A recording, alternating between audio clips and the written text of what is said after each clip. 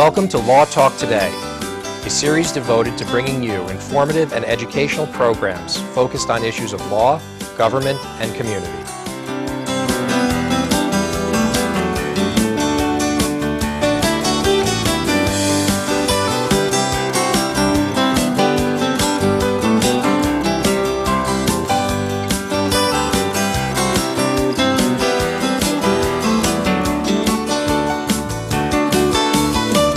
Hello, and welcome to LawTalkToday.tv. I'm Dan Agatino, your host.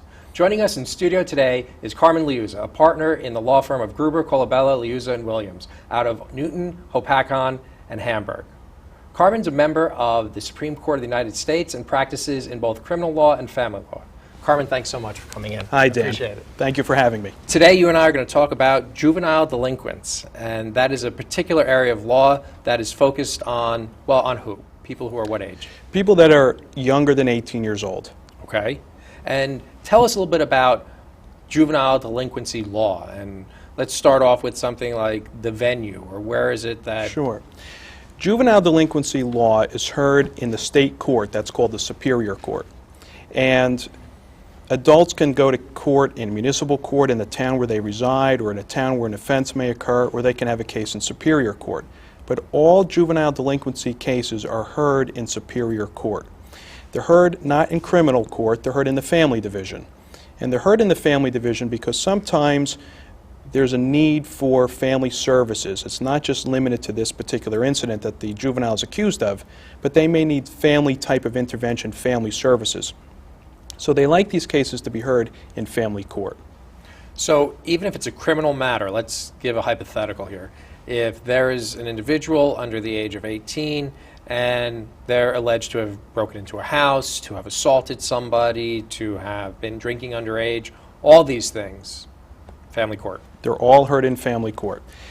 They're also heard in the county where the juvenile lives. So if somebody lived in northern New Jersey and a juvenile went to southern Jersey, let's say they were at the shore for the weekend and they're accused of committing a crime at the shore, the case is still heard in the county where the juvenile resides. And the purpose of that is because the juvenile's resources, their extended family, their teachers, their counselors, their religious leaders, they're all in the county where the juvenile lives.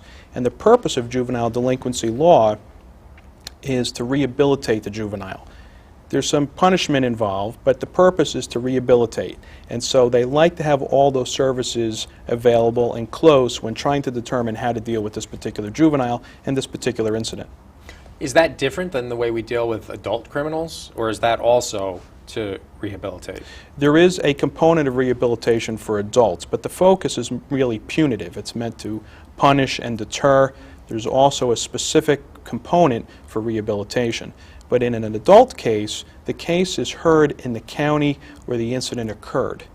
Juveniles go to court in the county in which they reside, and their punishment is actually rehabilitative in nature. It's meant to make them a better citizen, to get them past this and move on to a more productive life. Correct. There's a few components. That's one of them. There's also a purpose to deter. Right. They want other juveniles to learn from this particular juvenile's circumstances and deter future actions. And there is a component of punishment. But rehabilitation is an overriding concern. There have been cases, and I'm sure you're familiar with some, where a person under the age of 18 is treated as if they were at the age of 18 or older. We've seen cases across the country where this has happened. Is that something that could happen in New Jersey? Absolutely. In New Jersey, there's two ways that that can happen. The first way is if the juvenile consents to being treated as an adult. And sometimes that's to the advantage of the juvenile. So for example, if you were charged with a crime that would require an adult to go to municipal court, the juvenile might say, I have more options available to me in municipal court than I have in family court. So he may elect to be treated as an adult. The second alternative is that the prosecutor can apply to the court to have the juvenile moved up to criminal court and to be treated as an adult. And that's called a waiver. They can waive them up to adult court despite the fact that the juvenile wants to stay in family court. That's largely dependent upon the type of crime that's committed.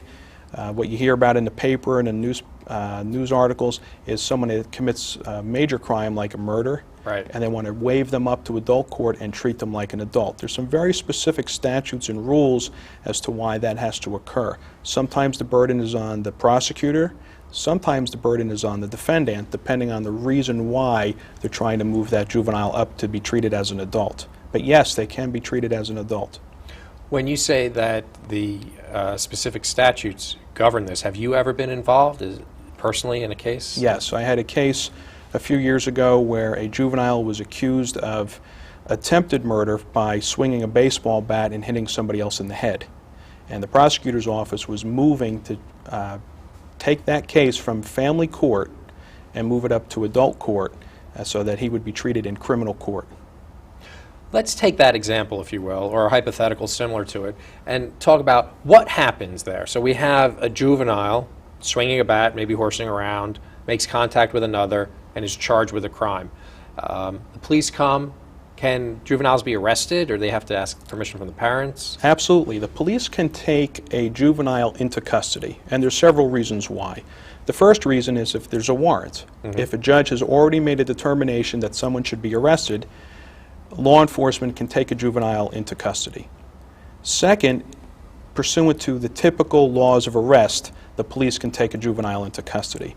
But with the exception for juveniles is that the law enforcement can take a juvenile into custody for the juvenile's own safety or well-being. So if a law enforcement officer, for example, believes that a juvenile is a runaway, they can take them into custody. If they believe that they're a danger to themselves, perhaps the law enforcement officer thinks that a juvenile is drunk or high, they can take them into custody. That's not an arrest. It's for the well-being of the juvenile.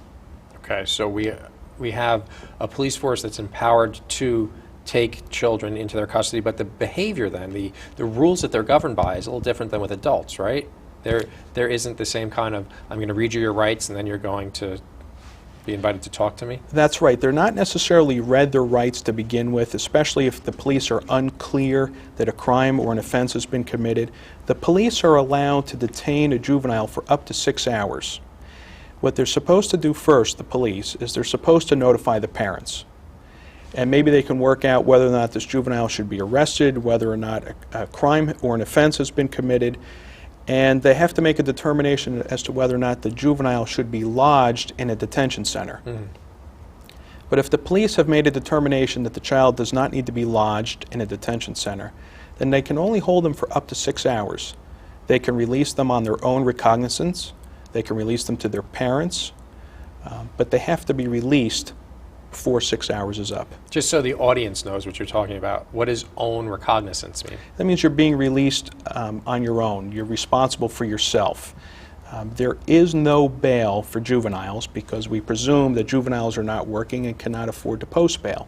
So there is no bail. With adults, you can be arrested and required to post bail before you can be released, or you can be released on your own recognizance, which means that essentially you're responsible for yourself. You're responsible to make sure you get to court. You're responsible to make sure that you comply with whatever court orders are issued. What happens when an officer takes a juvenile into custody? Well, again, they notify the parents. They're required to notify the parents immediately. And after some basic processing, what the police do is they notify local probation department. Typically the probation department in the county where the juvenile is with the police, in the county where the juvenile resides, that is. And the probation officer has the authority to lodge the juvenile in the detention center. If they get that authority and they get that approval and the juvenile is lodged, he or she may remain there overnight, but they have to be brought before a superior court judge by the next morning. And the purpose of that appearance is to determine whether or not the juvenile is going to stay in detention or whether or not they're going to be released. And the parents should be notified also immediately by probation or the police that the child has been brought to the detention center. The parents are generally given the contact information for the detention center because the detention center wants to make sure that they have the appropriate clothing. They want to make sure that if the juvenile is on any medication, they have that. If they're receiving any medical care, that they receive the appropriate medical care. And the parents can make those arrangements between the time the juvenile is detained and the time they're before a superior court judge the next morning. Can a parent go see their child in the detention center? Yes, the parents will generally have contact with what's called a social